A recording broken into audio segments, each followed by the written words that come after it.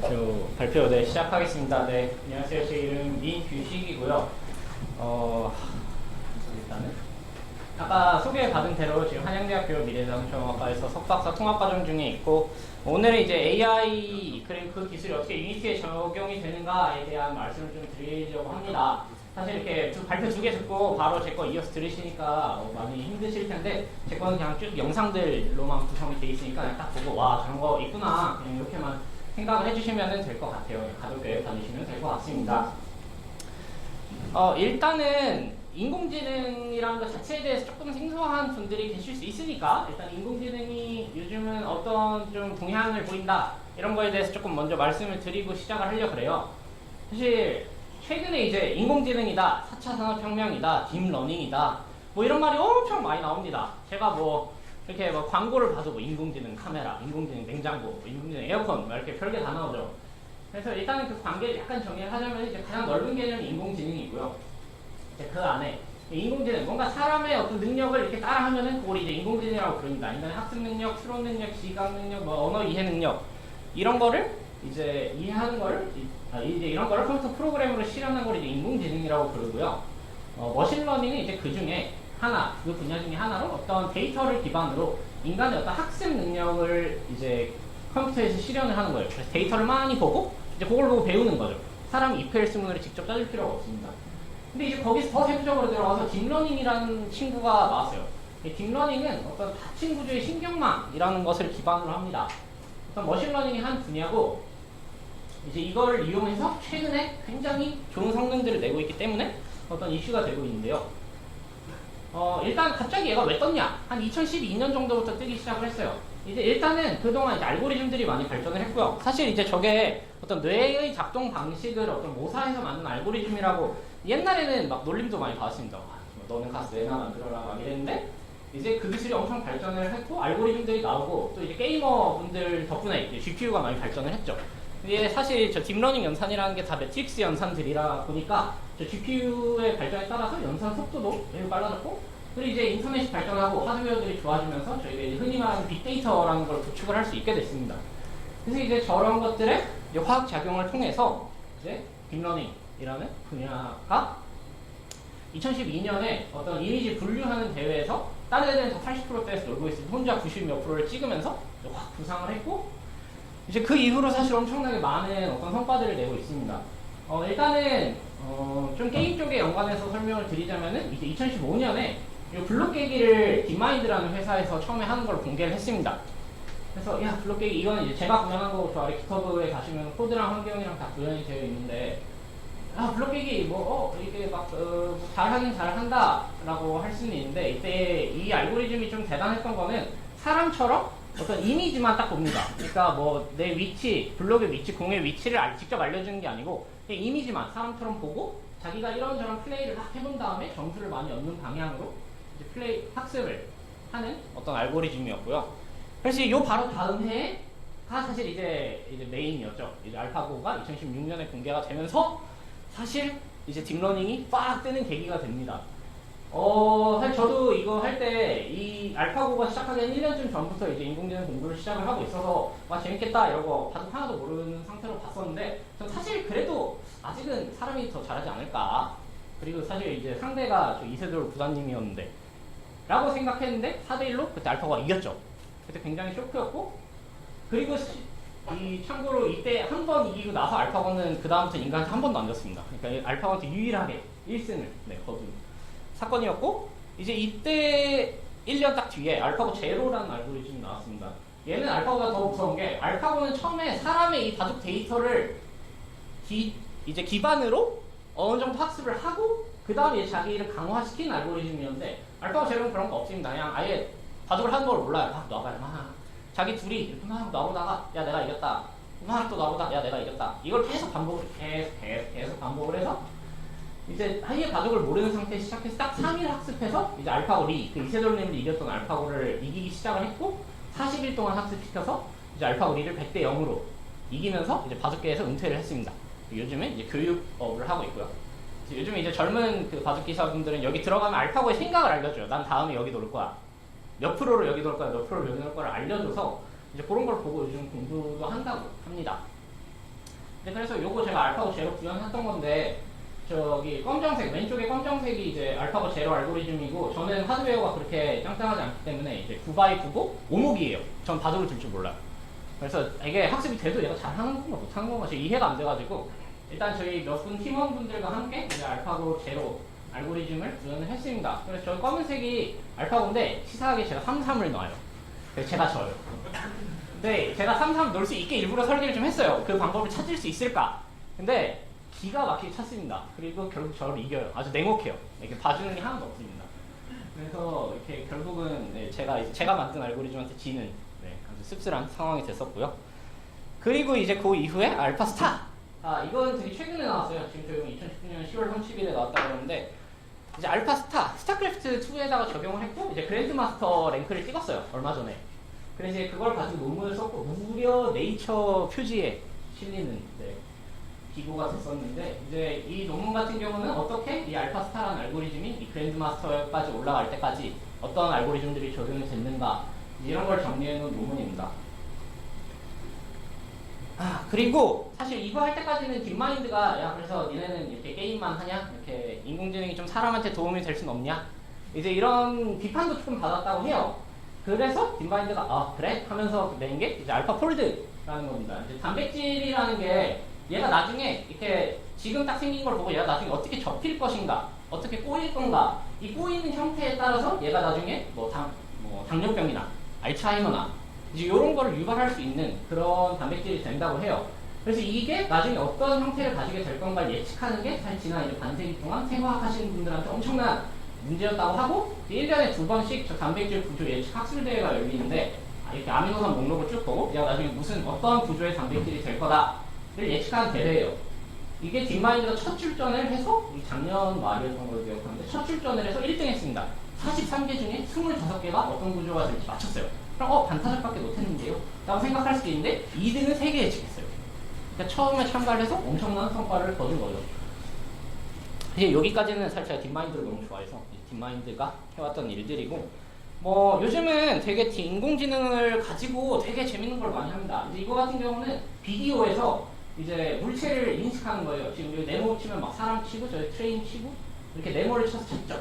참고로 이게 실시간으로 돌리는 거고 최근에 나온 알고리즘들 같은 경우는 뭐 80fps까지도 연산이 나온다고 해요.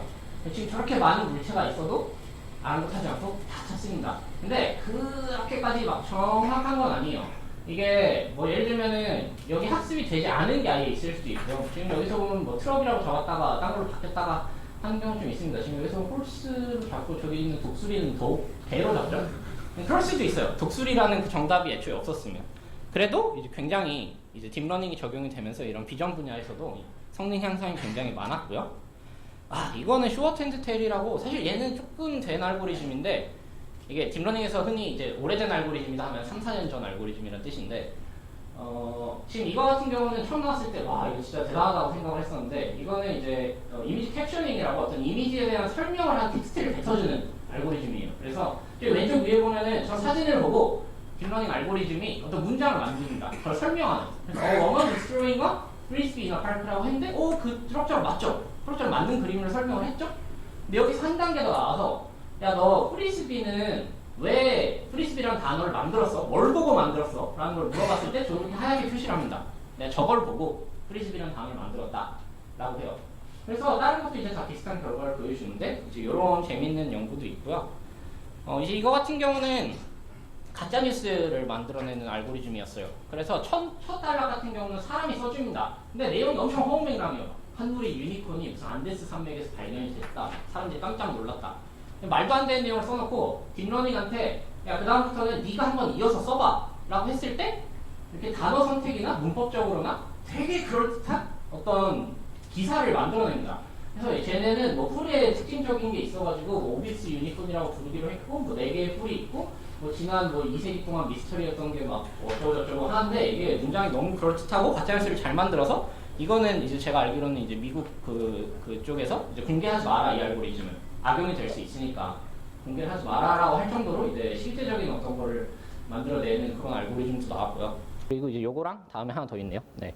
요거 같은 경우는 이제 어떤 데이터를 생성해내는 분야에 대한 얘기인데 예를 들면 저 말을 얼룩말로 바꾼다든지 뭐 이런 이미지에 이런 화풍을 더 씌워가지고 이미지를 생성해낸다든지, 그리고 저 아래 저 왼쪽에 있는 와 저게 진짜 처음 봤을 때 말도 안 된다고 생각을 했는데, 사람이 저 왼쪽에 그 그림판 같은 걸 대충 그려요. 저건 바위, 저건 물, 저건 하늘, 이렇게 경계 지정을 해주면 오른쪽에 인공지능이 그걸 실제 이미지처럼 뱉어줍니다. 근데 그럴듯해요. 이건 산 하면 산 만들고 구름으로 바꿔하면 구름으로 바뀌죠. 그래서 이 기술 같은 경우는 최근에 이제 포토샵 같은 그런 이미지 편집 프로그램에 되게 최신 버전에 적용이 되고 있는 걸로 알고 있고요. 이게 마지막으로 사람 얼굴을 인공지능한테 만들어 보라 그런 거예요. 그러니까 실존하는 사람이 아니에요. 근데 되게 사람 얼굴 잘 만들죠. 이거 같은 경우는 1024 by 1024 이미지인데도 되게 실제 존재하는 사람이 아닐까 싶을 정도로 잘 만들어요. 그렇죠? 사실 이 정도까지 좀 약간 소름 끼치긴 해요. 어떻게 보면 악용이 될 수도 있죠. 이 정도까지 기술이 많이 좋아진다면은.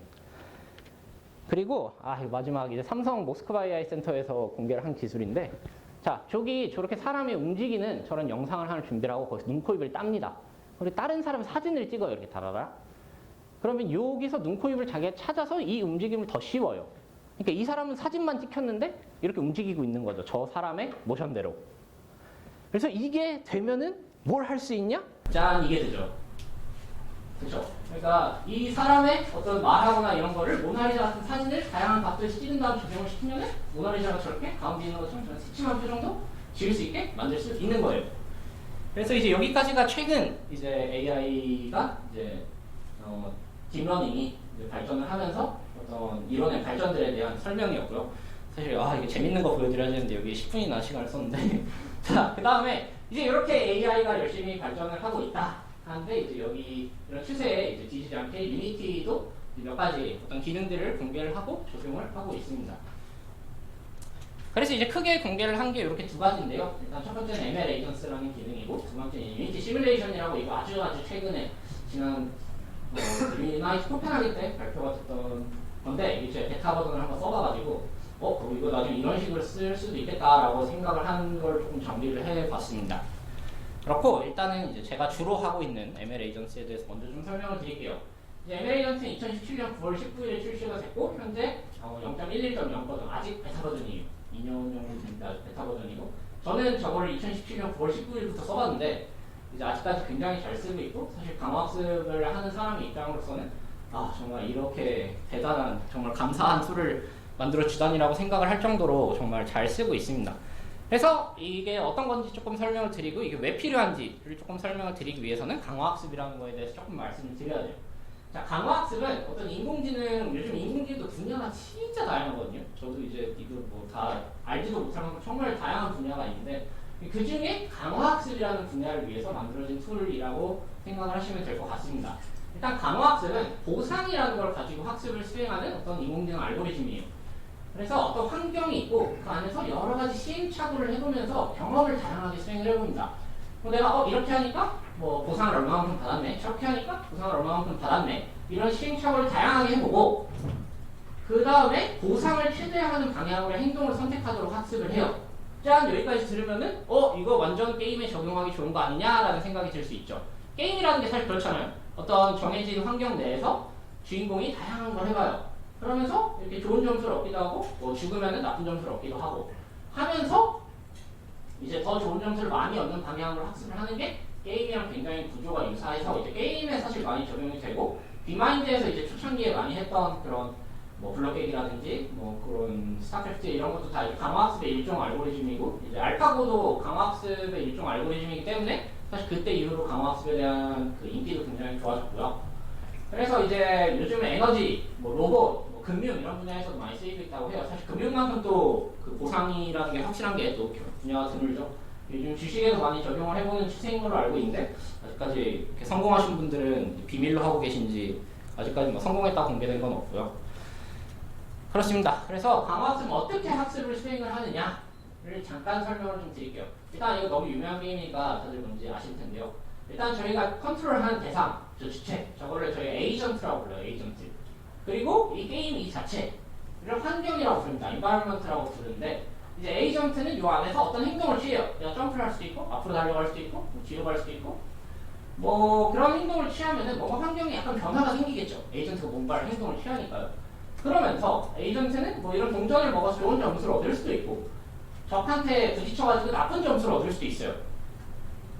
그러면은 그렇게 에이전트 행동을 취함으로써 변한 상태, 이 상태라 하면 에이전트의 위치, 적의 위치, 뭐 동전의 위치 이런 거예요. 그래서 이런 상태를 에이전트한테 알려주고 그 다음에 얘가 행동을 취함으로써 받은 보상을 같이 알려줍니다. 그러면은 이 보상을 가지고 내가 이렇게 행동을 취하니까 이만큼 보상을 받았네를 학습을 한번 하고 이 받은 상태를 기반으로 다시 적절하다 생각한 액션을 선택을 합니다. 그럼 또 환경이 약간 바뀌었죠? 그럼 또 보상 받고 변경하는 상태 받고 그 상태를 기반으로 액션 선택하고 하는 과정을 계속 반복을 해서 학습을 하다 보면은 높은 보상을 받는 쪽으로 액션을 선택할 수 있게 학습을 하는 게 이제 강화학습의 제일 기본적인 학습 구조라고 생각을 하시면 될 것 같아요. 근데 알파고 이후로 강화학습의 이론에 대해서는 엄청나게 많은 연구가 되고 있습니다. 사실 저도 강화학습 쪽에 대해서 공부를 하고는 있지만 따라가기가 정말 힘들 정도로 진짜 뭐 수많은 논문들이 쏟아지고 있고 뭐래 저기 왼쪽에 제가 써놓은 것들이 다 강화학습 알고리즘 이름들이에요. 엄청나게 많은 연구들이 됐고 이제 그러면은 그 강화학습 알고리즘을 열심히 학습을 시켜서 우리가 에이전트를 컨트롤을 하면 됩니다. 그러면 우리가 에이전트를 컨트롤을 하기 위한 강화학습 알고리즘 연구가 활발하게 되고 있는데 아까 저기 보면 두 개가 있었죠. 에이전트랑 환경이 있었잖아요. 환경. 그 환경에 대한 거는 사실 막 연구라는 이제 개발이 엄청 활발하다라고 말을 하기 조금은 어려울 것 같아요. 그래서 일단은 많이 공개된 것들이 오픈AI라는 그 딥마인드랑 쌍벽을 이룬 인공지능 회사에서 만든 빔이라는 게 있고 거기 포함되어 있는 아타리 게임, 저는 잘 모르지만 옛날에 아타리 뭐 2600? 뭐 그런 게임기가 있었대요. 그리고 거기 있는 간단한 게임들을 다 이제 구현을 환경으로 구현을 해놓은 것도 있고 뭐 GTA라는 게임, GTA 5 환경도 구현을 해놔서 뭐 거기서 강화학습을 적용할 수 있게 또 여기 있는 슈퍼마리오, 무조코라고 어떤 이런 물리적인 이런 관절 구조들을 가지고 학습을 시킬 수 있는 것도 있고 말모라고 마인크래프트 환경도 사실 너무 고맙게도 어떤 분들이 이런 멋진 환경들을 다 공개를 해주시긴 했어요. 근데 이렇게 남이 만들고 공개한 환경을 사용하는 경우에는 문제가 좀 있습니다. 일단은 예를 들어서 내가 블록 깨기 환경을 남이 만든 걸 받아서 사용을 한다고 했을 때 뭐 내가 에이전트 길이를 늘리고 싶다거나 블록의 개수를 늘리고 싶다거나 뭐 블록을 하나 깼을 때 점수를 2점 주고 싶다거나 같은 수정을 하려고 그러면 일단 이 코드를 다 까봐야 돼요. 그리고 수정을 해야 되니까 이 코드에 대한 공부 다 해야 되고 사실 쉽지가 않습니다. 그리고 아예 뭐 이게 까볼 수 없게 뭐 된 것도 있을 수도 있죠. 근데 그렇게 환경에 대한 수정 자체가 굉장히 어렵고요. 필요한 환경 자체가 아예 없을 수도 있습니다. 예를 들어서 내가 강화학습을 드론 환경에다가 적용을 해보고 싶어 라고 생각을 했는데 드론 환경이 공개된 게 없어요. 누가 만들어 놓은 게 없어요. 그러면은 내가 그럼 드론 환경을 처음부터 만들어야 되나? 라고 생각하면 너무 막막하죠. 그것도 뭐 되게 실제적인 물리적인 모델을 다 갖추고 있는 그런 드론 환경을 만든다고 생각하면은 이걸 개인 개발자가 그냥 혼자 처음부터 다 만들어라 하면 약간 힘들어요. 굉장히 힘듭니다. 그래서 내가 진짜 어떤 강화학습을 적용해보고 연구를 해보고 싶은 환경 자체가 아예 없을 수도 있습니다. 그래서 뭐 강화학습을 하시는 분들은 그런 고민을 했을 거라고 생각해요. 저는 그런 생각을 했고요. 이제 내가 강화학습을 테스트할 어떤 내 맞춤 환경을 만들 수가 없을까라는 생각을 했습니다. 아마 다른 분들도 많이 하셨을 거라고 생각을 하는데 저희한테 유니티가 있죠. 유니티를 쓰면은 이제 비교적 이런 멋진 게임들, 뭐 제가 좋아하는 게임들도 있고요. 이런 게임들이 이제 유니티를 통해서 만들어졌고, 사실 유니티를 이용을 하면은 저 같은 초보 개발자, 그러니까 제가 유니티를 시작한 지 그렇게 오래되지 않아서 그 유니티에 대한 초보 개발자들도 이렇게 그럴듯한 환경을 더 쉽게 만들 수 있습니다. 그러면은 환경은 유니티로 만들고 거기다 강화학습 알고리즘을 적용하면 되지 않을까요? 라고 생각을 할 수 있지만 거기 조금 문제가 있어요. 제가 아까 이런 구조로 학습을 한다고 그랬잖아요. 에이전트가 있고 환경이 있고 얘네가 서로 액션과 스테이트 리워드 정보를 주고받으면서 학습을 하는데 자 주로 이제 최근에 이제 딥러닝이 뜨면서 강화학습, 딥 강화학습, 딥 리인포스먼트 러닝이라는 알고리즘을 씁니다. 그리고 환경은 뭐 보통 게임 환경을 구성한다 쳤을 때 이제 에이전트, 딥러닝은 보통 파이썬이라는 언어를 가지고 짜요. 이제 왜냐면은 그 딥러닝 라이브러리들, 어떤 딥러닝 알고리즘을 편하게 구현해줄 수 있게 해주는 이 텐서플로우, 케라스, 뭐 파이투치 이런 라이브러리들이 대부분 파이썬을 지원을 합니다. 그래서 인공지능 하는 분들은 보통 파이썬으로 알고리즘을 짜요. 근데 유니티로 만든 환경은 저희 보통 C샵으로 짜죠. 보통인지 모르겠네요. 전 C샵으로 짜요. 근데 이제 이렇게 환경을 만들고 나면 사실 둘은 완전히 다른 프로그램이라고 봐도 무방해요. 그럼 얘네가 서로 통신을 해야 되는데 이 통신을 어떻게 해야 되냐가 문제였어요. 그래서 저 같은 경우는 이제 ML 에이전트 나오기 전에 소켓 통신이라는 걸 가지고 서로 통신을 시켜본 적이 있어요. ML 에이전트의 전신 같은 걸 혼자 만들어 보려고 한 적이 있는데, 이제 그때 문제점은 통신을 하다 보니까 되게 문제도 많았어요. 예를 들자면 뭐 통신 싱크가 서로 안 맞는다든지, 뭐 통신 정보가 누락된다든지 이런 문제들이 좀 있었는데, 이제 그런 거를 해결하자고 나온 게 ML 에이전트입니다. ML 에이전트 뭐 하는 프로그램이에요? 라고 간단하게 물어보면 한 문장으로 얘기를 하자면은, 이제 파이썬으로 만든 딥러닝, 딥 간호학습 알고리즘과 유니티로 만든 환경이 서로 이런 액션과 스테이트 리워드 정보를 통신해 줄 수 있게 해주는 프로그램이라고 생각을 하시면 됩니다. 와, 이거 정말 엄청났어요. 그래서 이거 만드는 거에 따라서 어떤 기본적으로 하나의 에이전트만을 학습시키는 뭐 싱글 에이전트 환경이라든지, 아니 하나의 환경에 다수의 에이전트를 동시에 지어야 될 수도 있어요. 스타크래프트처럼. 이제 그런 멀티 에이전트 환경이라든지, 아니면 에이전트끼리 대결을 시킬 수도 있죠. 알파고처럼. 그런 것도 만들 수 있고요. 사람의 데이터를 미리 뽑아놓은 다음에 그걸 모방하게 하는 이미테이션 러닝 같은 환경도 다 쉽게 구현을 할 수 있게 ML 에이전트 자체에서 제공을 합니다. 그래서 ML 에이전트에서 그런 다양한 환경들 이미 예제로 제공을 하고 있고요. 이제 다음부터 보여드릴 거는 제가 ML 에이전트를 가지고 만든 환경들이에요. 일단은 저는 제 과가 미래 자동차공학과잖아요. 그래서 제가 주로 하는 분야는 자율주행 자동차예요. 그래서 자동차 쪽에다가 좀 적용을 해보고 싶었고, 그래서 만든 게 이건데, 학습이 지금 안 됐어요. 학습이 안 된 상황이라 아주 난리가 납니다. 이렇게 차선 막 자기 맘대로 막 바꾸죠. 근데 지금 이제 학습이 끝나고 나면은 쓸데없는 그런 차선 변경은 그렇게 많이 하지 않아요. 그러다가 앞에 차가 쫙 하고 나타나가지고 내 충돌할 것 같으면 이렇게 차선을 바꿉니다. 이거 약간 너무 아슬아슬하면 바꿔요. 바꿔요. 그렇죠? 그래서 근데 사실 이제 여기까지 하고 오 된다, 학습이 된다 라고 해서 기뻤는데, 자 제가 여러분들한테 자 여러분 자율주행 탄다, 이 차를 타세요 라고 하면 아무도 안 타겠죠. 그렇죠? 잘 타긴 조금 그래요. 그러면은 그래서 이제 여기에다가 더 자율주행 차에 실제 쓰이는 알고리즘, 그리고 센서, 알고리즘은 아니에요. 실제 자동차에 쓰이는 이런 센서나 어떤 운전자 보조 시스템 기능들 같은 걸 열심히 구현을 해서 이렇게 적용을 했습니다. 아까보다는 훨씬 더 안정적이죠. 차선 변경도 안정적이고, 이제 차선을 보통 유지하면서 주행을 하다가 이제 앞에 차량이 나타나서 내가 감속을 해야 될 것 같은 상황이 되면은 이제 차선을 변경해서 저 차를 제치고 갑니다. 그러다가 이렇게 차들 사이에 닫혔어요.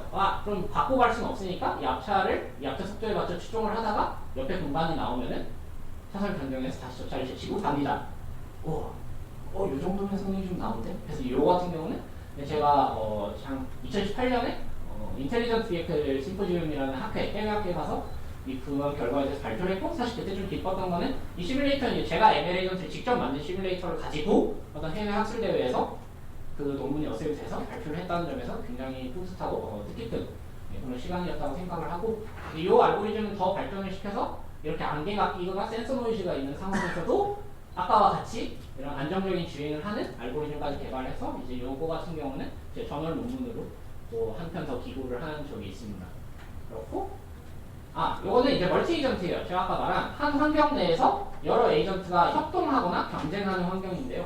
지금 요거 같은 경우 요 양을 요 사는 셋이 협동해서 잡아야 돼요. 그리고 양은 도망쳐야 돼요. 이렇게 학습이 되어 있습니다. 근데 보면은 제가 이 알고리즘을 학습시키고 너무 재밌었던 게, 하나는 몰이를 하고요. 나머지는 길목을 지키는 경향이 좀 있어요. 그러니까 다 꽁무니만 따라가면 절대 못 잡는데, 여기 보면은 얘는 도망가고 얘는 일부러 약간 멀찍이 떨어져 있죠. 그래서 약간 길목을 지키다가 호위해서 잡습니다. 이 알고리즘을 학습시킨 사람으로서 너무 뿌듯했어요. 얘가 이런 거고. 그리고 다음으로는 이제 얘가 두 마리가 한 마리를 쫓습니다. 이럴 땐 얘가 좀 도망을 잘 가죠. 그렇죠? 도망을 잘 가지만 이때도 비슷하게 하나는 약간 몰고 하나는 약간 멀찍이 떨어져서 길목을 지키다가 얘를 포위해서 결국은 잡는 그런 상황을 확인할 수 있고요. 참고로 1대1로 붙으면 절대 못 잡습니다. 얘가 무조건 이렇게 샥샥 하다가 피해서 가요. 그리고 이제 이런 환경도 만들어봤고요. 병원에서 열심히 경비들이 이렇게 나오고 있는데, 이거를 둘이 이렇게 총을 쏴서 잡아야 돼요. 이것도 왜 멀티 에이전트냐면은 얘는 산타밖에 못 죽이고 얘는 요 파라모다스네밖에 못 죽여요. 그래서 협동을 하지 않으면 클리어를 할 수가 없습니다. 그래서 이렇게 병원에서 막 쏟아져 나오는 좀비들을 요 바리케이트까지 못 오게 막는 이렇게 협동을 하는 알고리즘 구현을 했고요. 이걸 이제 최종적으로 사실 하고 싶었던 건 요건데요. 이 빨간, 저희가 엄청 복잡한 상황에서 차선 변경하기 되게 힘들잖아요. 그래서 이 12대의 차량이 다 협력해서 얘 여기로 보내줘야 돼요. 근데 얘네가 이 차선을 비우죠. 근데 얘가 이렇게 들어가게. 근데 이거 같은 경우는 충돌하는 점수를 너무 많이 땄더니 애들이 약간 너무 보수적이에요. 그래서 얘가 나 여기로 갈래 하면 애들이 이렇게 와 걸립니다. 들어오세요. 이렇게 합니다. 사실 조금 그래요. 사실 조금 그런데, 근데 이제 이거 같은 경우는, 대만에 있는 학교에서, 오늘 아마 저랑 같이 논문을 썼던 친구가 아마 오늘 막 발표를 끝냈을 것 같은데, 대만 학교에서 발표가 오늘 됐었고요. 그래서 네, 지금 저희 동료는 지금 대만에서 열심히 발표를 하고, 저는 여기서 발표를 잘 하고 있고요. 이런 것도 있어요. 이 커리큘럼 러닝이라고, 이거 같은 경우는 난이도를 높이는 건데, 지금 처음에는 이렇게 작은 판에서 이렇게 박스를 밀어가지고 플러스로 넣는 거를 학습을 시킨 다음에, 시간이 없기 때문에 좀 빨리 보여드릴게요. 빨리 보여드리시면. 네, 근데 이 판이 조금 이따 터졌어요. 그렇죠? 판이 커지고 이제 길이가 조금 길어서 다는 못 보여드리겠지만 판이 점점 커지고 박스도 점점 많아져요. 근데 처음부터 엄청 크고 박스 많은 데서 학습을 시키면 학습을 못해요. 근데 쉬운 난이도부터 조금씩 난이도를 올려가면서 하면은 어려운 난이도로 나중에 클리어를 할 수 있게 되는 커리큘럼 러닝이라는 거고, 제너레이션을 이용해서 구현했고요. 마지막으로 이거는 이제 이미테이션 러닝이라고, 이렇게 다띠 요 주황색 공을 저 파란색 애가 피해야 되는데, 참고로 이거 잘 못하는 것 같아요 라고 플레이한 사람이 잘 못하는 거예요. 그 사람의 데이터를 모방하게 학습을 시킨 거거든요. 그래서 이렇게 사람의 데이터를 모방해서 이렇게 게임을 수행하는 알고리즘까지 학습을 시켜본 경험이 있습니다. 그래서 사실 제가 평소에 여기까지만 발표를 했어요. 여기까지만 발표하면은 그래서 에메레이전스 어떻게 쓰는 거예요? 라고 물어보시는 분들이 되게 많더라고요.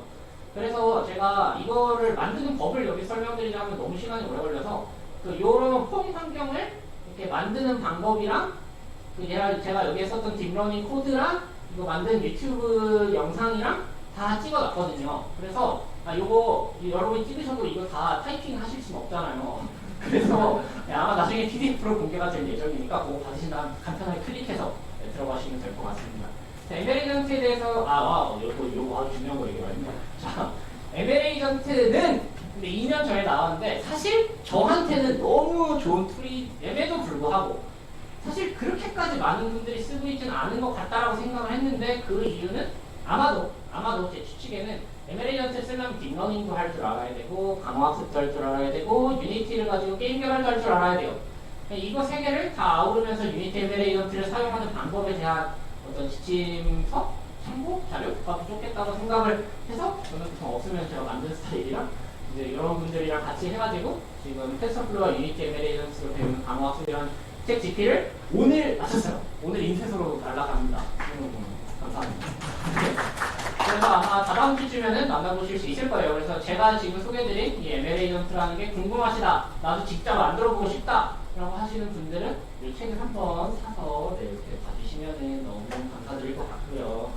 네, 그리고 이거 간단하게만 설명을 드릴 건데, 유니티 시뮬레이션이라고 저번 유나이트 코펜하겐에서 공개된 어떤 새로운 유니티에서 공개한 툴이에요.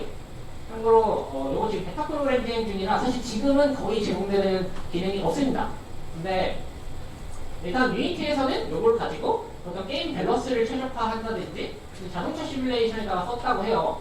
근데 저는 이제 전공이 자동차하고 인공지능이다 보니까 일단 이쪽에 조금 중점을 맞춰 설명을 드릴게요.